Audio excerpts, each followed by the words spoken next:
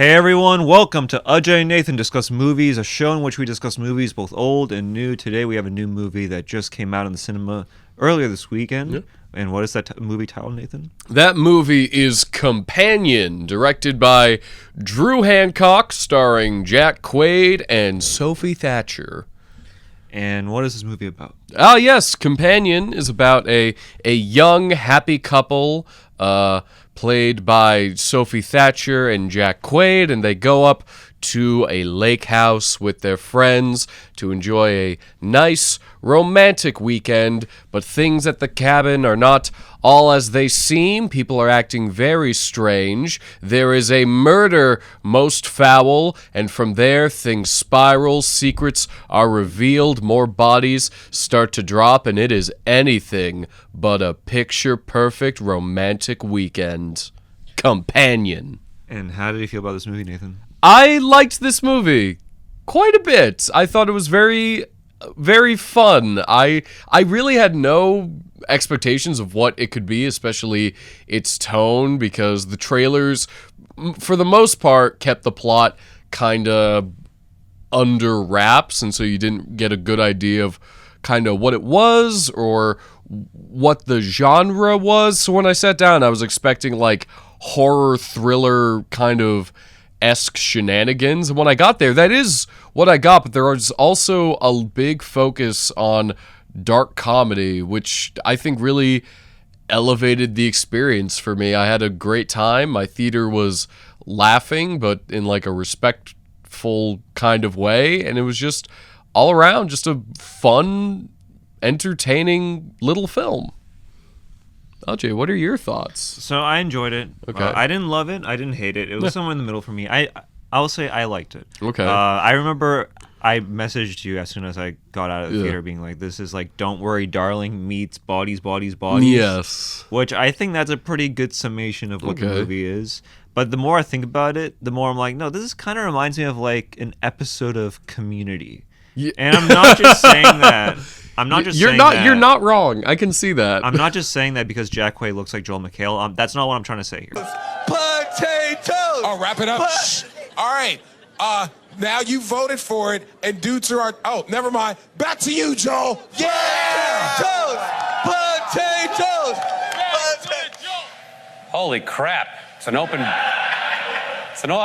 bar out there. He does a little bit. He looks a little Jeff Wingery, but this looks like a season finale episode of Community where the Russo brothers come in and they direct the episode. Yeah. It followed the same beats and patterns of that. Okay. So having said all that, I was a fan of Community growing up. I like it. I think Community is a pretty good show. Community is a good show, yeah. And I will say that this is a pretty good movie. Yeah. I enjoyed it. I thought the two best performances in this movie were easily Sophie Thatcher. Yeah, I thought she was the best part of the entire movie. She is. She's the entire movie essentially. And Lukas Gage. He's fantastic. Those, yeah, and we saw Lukas Gage in Smile 2. We saw Sophie Thatcher in Heretic, as well as another horror movie before then.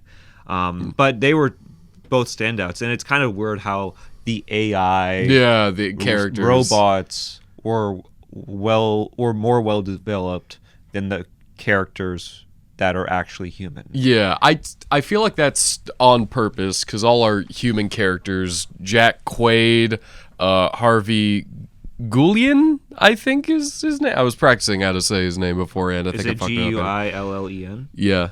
Guillén. Harvey Guillén. Okay. Cool.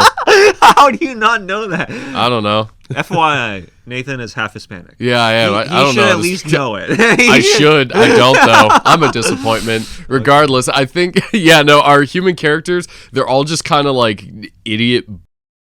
Yeah. And I found that was where a lot of the enjoyment of the movie was for me, because they have a big, like, elaborate, like, heist plan at this little lake house, and just the entire movie is it just kind of eroding in front of their faces while Sophie Thatcher is the one making like the better judgment calls, and is just all around the more kind of smart character making better decisions.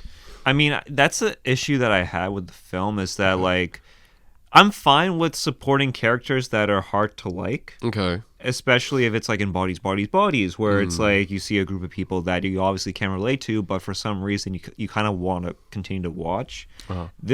In this film, I didn't feel that way. Okay. Where they didn't really have that much time to mesh. It kind of felt like all like happenstance. Like, how did these people all meet one another and become friends? It felt very much like I wanted to know more about that dynamic, that relationship, and those friendships. And I didn't really get that with the human characters in this film. And I think that's sort of what held me back from really loving the film, is that I didn't truly understand the dynamics between these relationships that were non-romantic. Okay.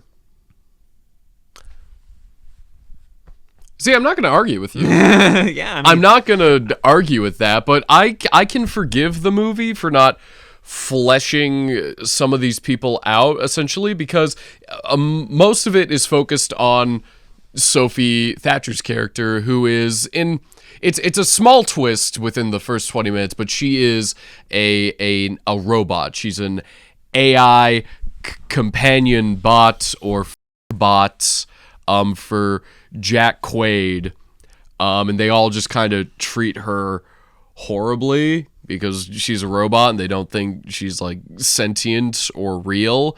And so I'm okay with them being kind of just underdeveloped caricatures because they are essentially our villains. And again, a lot of the comedy comes from them being just incompetent dinguses. And I feel like if it tried to give them more like mushy, like, oh, well, we're doing this because in the past I was a sad person. It's like, it doesn't matter. It's a 90-minute movie, and it keeps things on a forward kind of momentum without stopping too many times to really like get into the deep dark emotional pit. It's a very straightforward kind of dark comedy, and so I can forgive it if, I don't know, if Jack Quaid isn't fully three-dimensional. And take those off. Because they make me look good. That's not relevant. Ah, welcome back, Jeffrey. How was your... Oh my God, even his shadow. Look at his shadow! He's just annoying Jack Quaid. He's just a runoff Joel McHale. Yeah. And I can accept that. I'm fine with it. It was an unintentional... I mean, intentionally. It was an intentionally hilarious movie. There are parts of this movie, and maybe this is getting to spoilers. Yeah. So we'll leave spoiler alert. Enter this time period below to get the full deets. To get past the spoilers. But there were parts of this movie that were undeniably hilarious. What parts of this movie did he find funny? Oh my God! I just, again, watching their entire plan kind of erode, like when they have her initially tied up, just like to explain, just like, okay, just say you're a robot, you're not a real person. Just like when he takes out his phone and starts doing like weird gadgetry to just be like, you see, you're not real. The little meet cute that he does with Lukas Gage, because he's also a robot. The way that changes multiple times, it just does a lot of like fun things with the concept of, okay, they're trying to commit this crime, and they have these robots that they are using to help commit the crime. It does some fun things with that. I think the initial reveal of Lukas Gage also being a robot is very funny, because they're all talking about how to split up the money that they're doing for this heist, and they're just like, okay, but like, he doesn't count. He doesn't count. And then he's just like, don't say that in front of my boyfriend. Just like very like fun little character moments like that. Yeah, there was that moment where Sophie Thatcher's character meets the sheriff. Oh my God! One of her provisions, or one of the guidelines that she has to follow, is that she can't lie. Yeah, she can't lie. So in order to skirt away from lying, she starts speaking in German. Yeah, she changes her own like settings so that she only speaks German. And during this time, Lukas Gage's character's aggression is turned up to 100. Yeah, because Lukas Gage is trying to find Sophie Thatcher to bring back to Jack Quaid. And when you see the sheriff's face get so bloody that he absolutely dies, pummeled. It's one of the most hilariously. It felt very Tarantino-esque. I'm not gonna lie. No, where it feels it's just like that. so bloody and blood splotchy that it ends up being hilarious. Yeah, it's Tarantino-esque is a good way to describe it because it's a fairly kind of small movie. It's all mostly in just like this little like lake house. It's all very confined, and a lot of the movie is just these characters getting into more and more just like dire situations. Like they kill the cop, and then like the robot repairmen show up, and then they gotta kill them. It's just a constantly just like escalation of terrible nonsense occurring, and I think it keeps the movie very fresh and very engaging for its runtime. Yeah, I mean, obviously there are issues that I had with the film. Don't get it twisted. Like, there's that scene early in the movie where like the Russian tycoon sod farmer, like apparently the guy that they're trying to steal the wealth from, made his money through selling dirt, through selling sod, and people think, oh, like he did it through like dirty things. He put his hands in the dirt. It's like, yeah, quite literally. Literally dirt. I thought that was really funny. where it's like one of the girl that was like dating him is like, okay, just so you know, he wasn't a gangster. You assumed he was a gangster because he was Russian and very scary. Yeah. But he was just selling dirt. But there's that scene in which he's like trying to like assault Sophie Thatcher. Yeah. I'm trying to not say the R word for YouTube purposes. But the question that I had is like, who assaults someone early in the morning? Like, aren't you a bad assaulter if you try to do that? Like, why would you do that? This is not peak assault hours. Yeah. It's 11 a.m. You need some coffee. You need a bagel. You need the proper energy to assault this person. Why would you do it early in the morning? That's such a dumb thing. Okay. And another question I had is that, okay, if he's amassed all of his money through sod, why didn't he just buy another spot? Why couldn't he do that instead of dating Megan Suri? He had a girlfriend, also presumably a wife, maybe. Yeah, so you can just dispose you can easily rent a spot just like Jack Quaid for a week, and then you're good to go. Yeah, I didn't understand that as well. I guess. Like, I don't know. I don't know. I just had those questions while I was watching it. It just felt... Yeah. Whoa. Listen here, bucko. It's 10 in the morning. You're not just going to start off your morning with an assault, are you? You need a balanced breakfast of Kellogg's cornflakes to make sure you have the proper energy to commit any crimes. I mean, that's a question I had. It sure is a question that you had. Sorry that the movie didn't answer it for you, pal. But the other questions I had, and one of the things is when I finished the movie is that I had more questions than answers. Okay, you texted me that, and I was just like, I wonder what it means. So when Lukas Gage's aggression is turned to 100, and he's completely wiped of the memory that he had with Harvey Keitel. No, it's not Harvey Keitel. With Aussie Guillén. Yeah. Tell me about when you were being interviewed for the potential White Sox manager's job. I was drunk. You were drunk? Yes, I was drunk. Why come to the meeting for such an important because I didn't interview really care. drunk? All of a sudden, Sophie Thatcher reminds him of the boyfriend that he had previously before he was in love with Jack Quaid. Yeah. And that really kind of irked me because I was like, how does this robot know about that? Okay, you know what? I will give that to you. That's a good point, because I also thought that, because he Jack Quaid reboots Lukas Gage so he can now link with him, and now that's his companion bot after Harvey Guillén dies. But then she reminds him, oh no, you didn't love Jack Quaid, you loved this guy who died. And just now he has the memories back. It was a little bit murky, and just I thought those were gone. And then he kills himself with a stun gun. It's like, that doesn't make any sense. You can't kill yourself with a stun gun. A robot can. But the rules aren't established early on in the movie as to what the weaknesses are, what the powers are. It's stuff like that that kind of makes me kind of checked out from the movie. I still enjoyed it. I still stayed for the entire movie, but parts of that nature kind of irked me in a way where I'm like, okay, now it's just you're bending the rules here. And I did feel as if there was a little bit of over-explaining.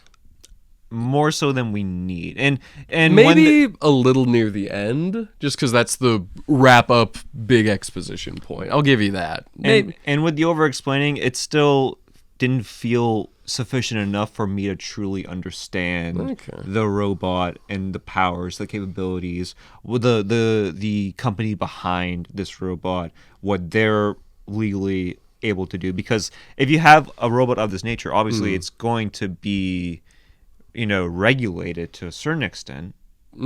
So what is the power of empathics? Well, I mean, we kind of learn in the movie that they're only as strong and as smart as, like, they have, like, cutoff points, but then Jack Quaid, like, jailbreaks the programming to make them smarter and stronger.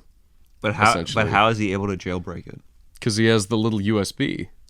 He bought the mod so that he could jailbreak the app. Did no one ever jailbreak your phone in middle school? No, I mean, totally.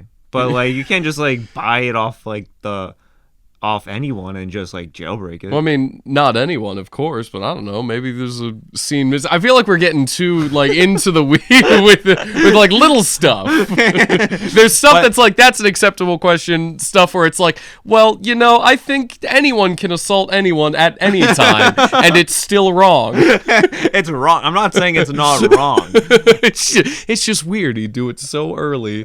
Wake up in the morning, stretch it out. Gonna beat someone. Yeah, it felt out of place. I'm not gonna lie. It felt out of place. I think assault is always out of place. It is. But that's a question I had in the movie. I was like, why now? All right. Now that the thing is cleared. Yes, now that we cleared that up. Now that we cleared it up. Assault is wrong. I wanna be very clear here. It's wrong. It is. It's wrong.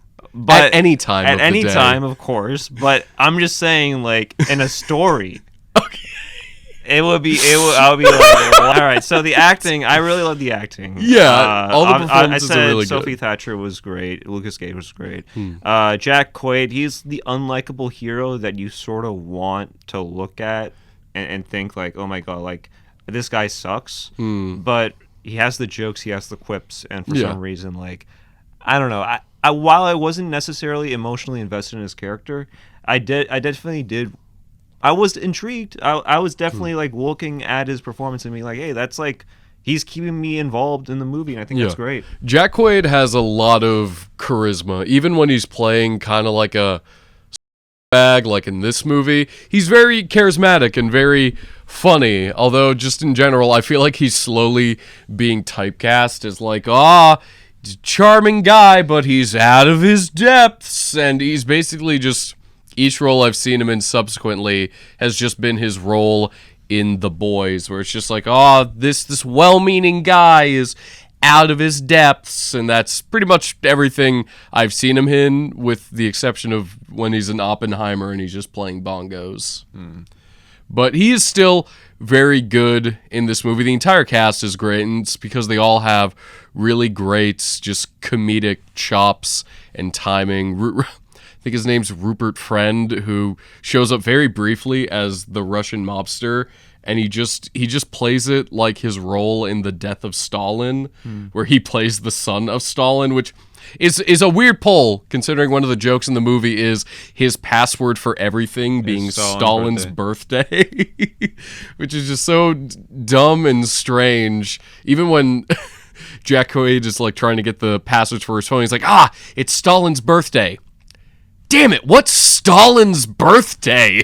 And he specifically has to go to the library and pick a Stalin book off the shelf. Just like little things like that I really enjoy with the movie. It's so much funnier than I thought it would be, and I had a really nice crowd that was laughing at everything and enjoying all the little bits and surprises throughout the movie, and it kept it just as such an engaging experience the whole way through. I love near the end when he's talking to the like robot technicians, and he's just constantly fumbling his story, and he's like, yeah, so you guys just like are gonna wipe her memory. He's like, no, her memory's like fine, Like, it's not in the brain because she shoots herself.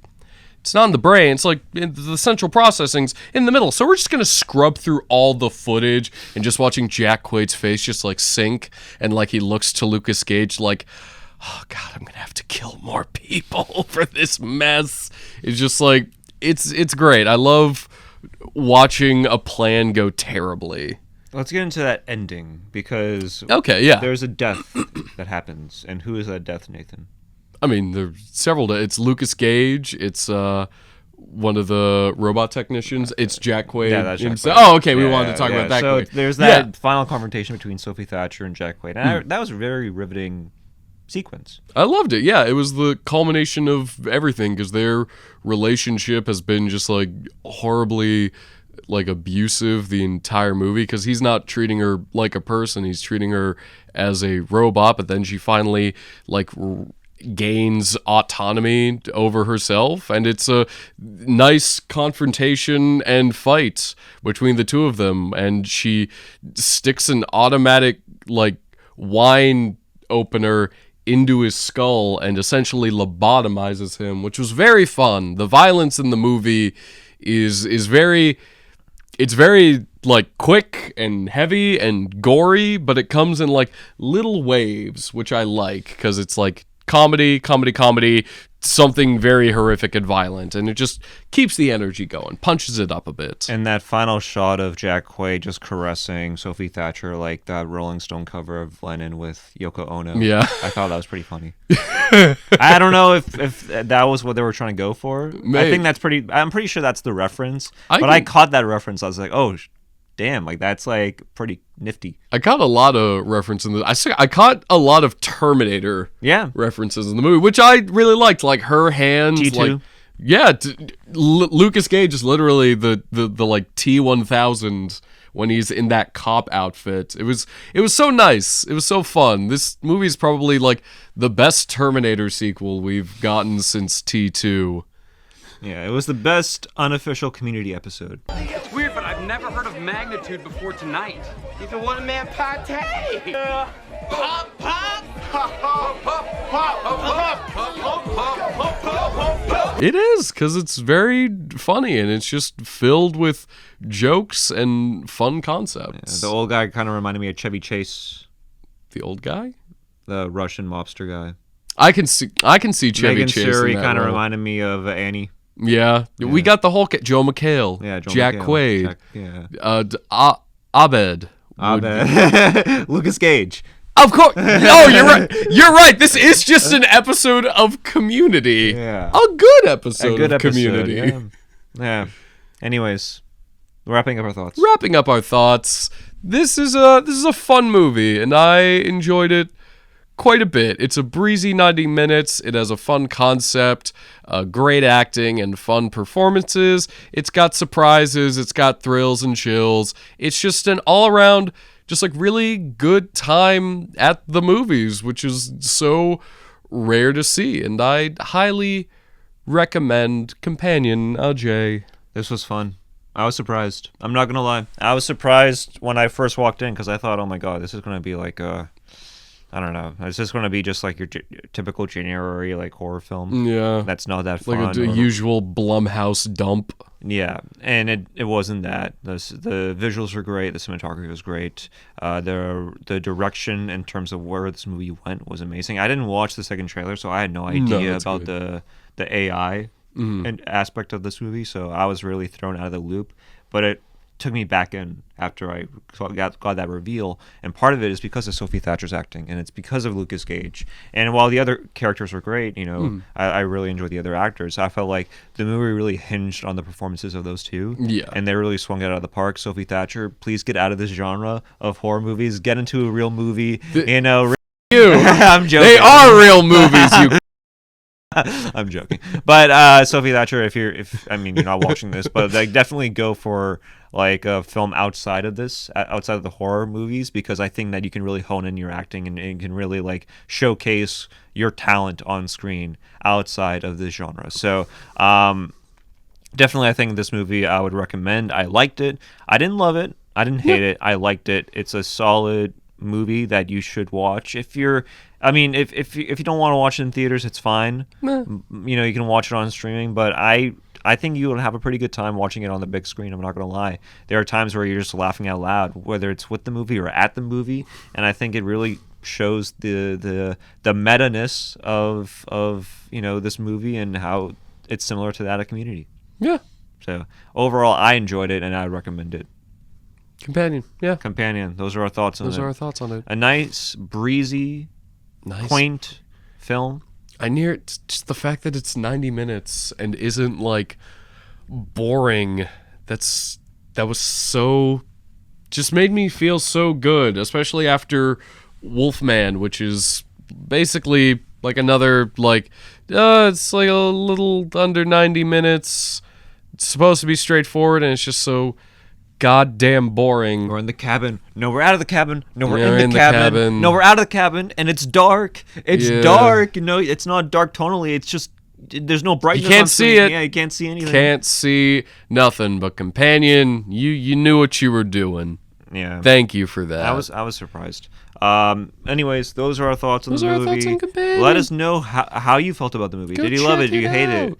Do you think assault should happen early in the morning? What time? What time? If someone were to assault you, what time would you think it were weird if it were in the morning, or would you prefer an afternoon, perhaps late in the evening after dinner? You're walking home, someone punches you in the neck, and you're just like, I wish this didn't happen, but I'm glad it's happening after brunch.